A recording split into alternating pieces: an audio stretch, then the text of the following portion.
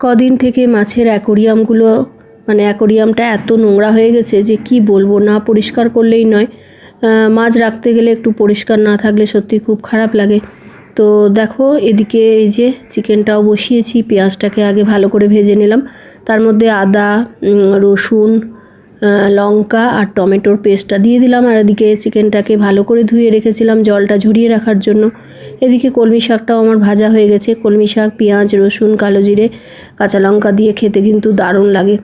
আর দেখো মশলাটা কষানো হয়ে গেল, তারপরে চিকেনটা দিয়ে দিলাম। চিকেনটা ধোয়ার পর একটু মানে কাত করে রেখে দেবে, জলটা ঝরে যাওয়ার পর চিকেনটা দিলে বেশ শুকনো মাংসটা দিলে বেশ ভালো হয় মাংসের টেস্টটা।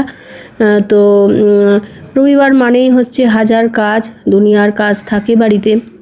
আর তার মধ্যে কদিন থেকে মাসিও আসছে না, আজকে 6-7 দিন হয়ে গেল মাসিও আসছে না। আমারও ঠান্ডা লেগে শরীর খুব খারাপ হয়ে গেছিলো, আগের থেকে এখন অনেকটা ভালো আছি।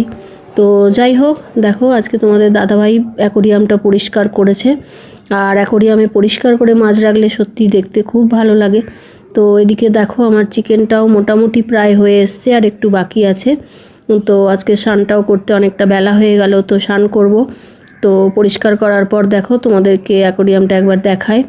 ওই দেখো, আর খেতে দিয়েছি, দেখো মাছগুলো কি করছে শুধু দেখো। তো টাটা বন্ধুরা, সবাই ভালো থেকো, সুস্থ থেকো।